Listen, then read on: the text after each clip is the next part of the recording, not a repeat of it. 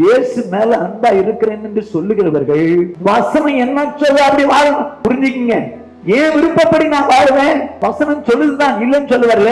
ஆனா என்னால அந்த வசந்தபடி எல்லாம் வாழ முடியாது அப்படின்னு சொல்லிட்டு வசந்தபடி வாழாம இருந்துச்சு. ஏன் என் வாழ்க்கையில இவ்வளவு சாபம் இருக்குது, அந்த வசனம் நீ கீழ்ப்படியில் வரும், அதுதான் உன் வாழ்க்கையில சாபத்தை உண்டாகும். நீ சாபத்தை விடுதலையாக நினைக்கிற கத்தால, ஆனா ஒரு வசனம் அந்த வசனத்துக்கு ஏன் கீழ்ப்படிய முடியல உன்னால.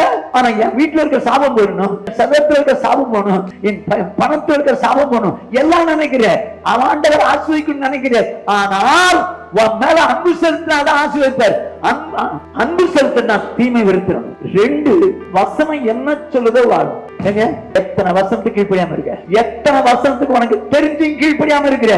ஆனா என் சாபம் போக மாட்டேங்குது, என் வீட்டுல சாபம் போக மாட்டேங்குது, என் சரீரத்துல போக மாட்டேங்குது, ஐயா என் பணத்துல சாபம் போக மாட்டேங்குது.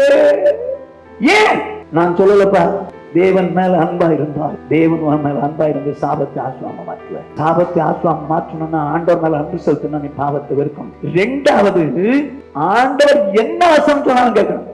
ஒருவன் என்னில் அன்பா இருந்தால் என் வசனங்களுக்கு அவன் என் வசனத்தை கை கொள்வான். அப்ப யார் ஒருவர் ஆண்டவர் மேல அன்பு வைக்கிறார்களோ அவர்கள் வசனத்தின்படி வாழ்வாங்க. அப்படி வசனத்தின்படி வாழும் போது அவர் ஆண்டவர் மேல அன்பு வைக்கிறோம்னு அர்த்தம், அன்பு வைக்கிறான்னு அர்த்தம்.